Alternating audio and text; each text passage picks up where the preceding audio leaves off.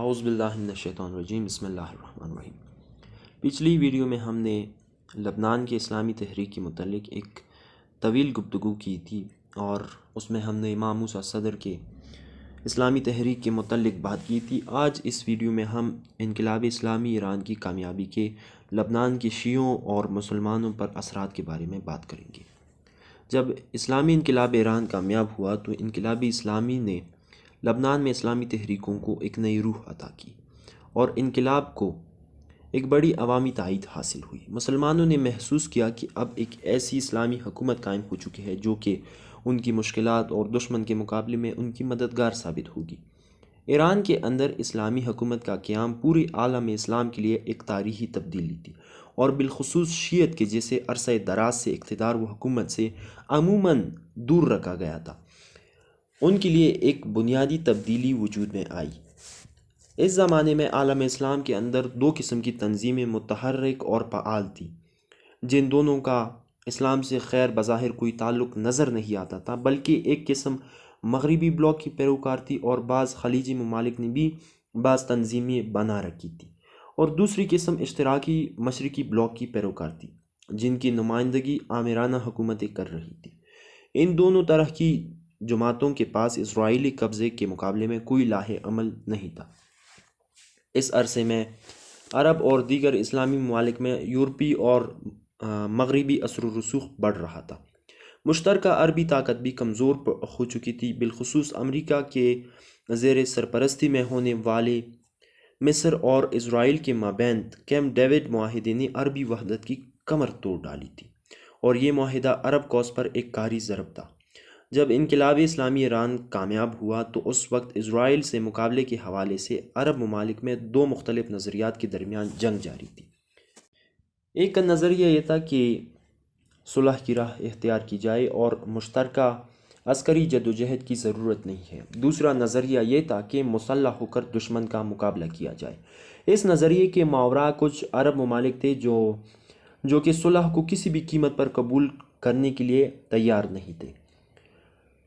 لبنان میں فلسطینیوں کی کیمپ اور تربیتی مراکز قائم تھے۔ فلسطینیوں کی جنگ اسرائیل کے خلاف جاری تھی، جبکہ ادھر لبنانی حکومت اپنا اثر و رسوخ کھو بیٹھی تھی اور لبنان کی سرزمین عرب اور اجنبی طاقتوں کی سیاست کا مرکز بن گئی، اور بیرونی طاقتیں بوقت ضرورت لبنان میں اپنی قوت کا اظہار کرتی رہتی تھی۔ لیکن جب اسلامی انقلاب ایک عظیم طاقت دنیا کے نقشے پر ابھر آئی کہ اس وقت میں مغربی طاقتوں نے اسلامی دنیا پر اپنا قبضہ جمار رکھا تھا۔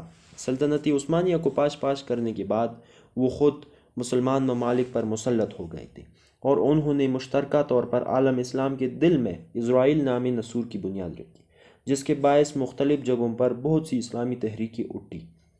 انقلابی اسلامی کی کامیابی کے بعد حکومت اسلامی نے اسرائیل کے غاصبانہ قبضے اور مملکت فلسطین کی سرزمین پر غیر آئینی وجود کا مکمل طور پر انکار کیا اور اس غاصبانہ قبضے کو ختم کرنے کا عزم کیا۔ شاہ ایران کی حکومت کے خاتمے کے بعد ایرانی عوام کا اپنے مظاہروں میں یہ نعرہ عام تھا کہ آج ایران آزاد کروایا ہے، کل فلسطین آزاد کروائیں گے۔ اس نعرے نے بہت جلد ہی اپنا اثر دکھایا، اور وہ لبنانی اور فلسطینی جو روزانہ اسرائیلی بربریت کا نشانہ بن رہے تھے اور انہیں عسکری طاقت کے ذریعے روندا جا رہا تھا، انہیں اس نعرے سے نئی روح مل گئی۔ اس وقت عرب دنیا خاموش تماشائی نظر آتی تھی۔ اسلامی حکومت کے قیام سے فلسطین کی مزاحمتی تحریکوں کو ایک پناہ گاہ میسر آ گئی۔ انقلاب اسلامی کے مثبت اثرات جب فلسطینیوں پر مرتب ہوئے اور دنیا کے مسلمانوں نے بلا تفریق مذہب اور ملت اس انقلاب کو خوش آمدید کہا، تو انقلاب اسلامی کی قیادت نے بھی سنی میدان پر اپنی توجہ مرکوز کی اور حقیقی وحدت اسلامی کے قیام کا عزم کیا۔ لیکن اس ایران کی مسلسل جدوجہد کے باوجود کوئی خاطر خواہ کامیابی اس میدان میں نصیب نہ ہوئی، کیونکہ اس زمانے میں سنی قیادتیں مختلف خلیجی ممالک بالخصوص سعودی عرب سے منسلک تھی اور ان کے مفادات مغربی ممالک سے وابستہ تھے۔ انقلاب اسلامی کی کامیابی کے ایک سال بعد صدام حسین کی قیادت و صدارت میں عراق نے ایران پر چڑھائی کر دی۔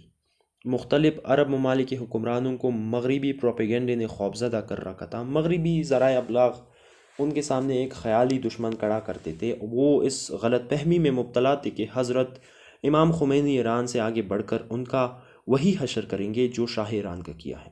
اس طرح ان کی ریاستیں اور حکومتیں انہیں خطرے میں نظر آنے لگتی۔ ان عرب حکمرانوں نے انقلاب اسلامی کی درست فکر اور اصولوں کو نہیں سمجھا تھا۔ اسلام کوئی ایسا دین نہیں جسے زبردستی لوگوں پر مسلط کیا جا سکے، بلکہ جب قوموں میں شعور پیدا ہو جائے اور وہ یہ سمجھ لے کہ ان کے مسائل و مشکلات اور ان کے دنیاوی و آخروی نجات اس دین میں ہے، تب وہ اس نظام کو دل و جان سے قبول کرنے کے بعد اسلامی قوانین پر مبنی نظام قائم کرتے ہیں۔ اس غلط فہمی کی بنیاد پر انہوں نے لبنان کے اندر اسی قسم کا پروپیگنڈا کیا، کبھی تو اسے عرب و عجم کی جنگ کا رخ دیا اور کبھی مذہبی و پرکاورانہ جنگ کا رخ دیا۔ اسی اثنا میں لبنان کی سرزمین پر شیعہ نمائندہ تنظیم تحریک عمل ہی تھی، اور حضرت امام موسیٰ صدر کے پراسرار اغوا کے بعد اس تنظیم نے شیعہ عوام میں خاصی مقبولیت بھی حاصل کر رکھی تھی۔ اس دوران لبنان میں ایک اور دعوتی جماعت بنام حزب دعوت الاسلامیہ بھی وجود میں آئی کہ جس کے بانی حضرت آیت اللہ العظمیٰ سید محمد باقر الصدر تھے۔ انہوں نے عراق کے اندر اس تنظیم کی بنیاد رکھی تھی، لیکن ان کی شہادت کے بعد یہ تنظیم بھی اسی مشکل سے دوچار ہوئی جس مشکل سے حضرت امام موسیٰ صدر کے بعد تحریک عمل دوچار ہوئی تھی۔ اس وقت کے اکثر عالم اور تعلیم یافتہ شخصیات اس تنظیم کے گرد جمع ہوئی۔ 1980 سے 1982 تک کے 2 سال کے عرصے میں خاص طور پر تحریک عمل نے بہت شہرت حاصل کی۔ اسی عرصے میں تحریک عمل اور فلسطینیوں کے مابین مشکلات و مسائل میں اضافہ ہوا، اور ان کے مابین بیروت اور جنوبی بیروت میں جھڑپیں بھی ہوئی۔ عراق اور ایران نے بھی لبنان کی سرزمین پر گہرا اثر چھوڑا۔ صدام حسین نے منصوبہ بنایا کہ اس ملک یعنی لبنان کو بھی ایران کے خلاف استعمال کیا جائے اور اسلامی طاقتوں کو کچل دیا جائے۔ اسی غرض سے اس نے عالم اسلام کی ایک عظیم مفکر اور اسلامی تحریکوں کے روح رواں حضرت آیت اللہ العظمیٰ سید محمد باقر الصدر کو بے دردی کے ساتھ عراق میں شہید کر دیا۔ یہ وہی شخصیت تھی کہ جس نے لبنانی علماء کی ایک نسل کی فکری اور نظریاتی تربیت کی تھی۔ اس کے بعد تحریک عمل اور فلسطینیوں اور عراق نواز تنظیموں کے مابین مشکلات مزید بڑھ گئے۔ السلام۔ اگر آپ کو یہ ویڈیو اچھی لگی ہو تو اسے لائک اور ہمارے چینل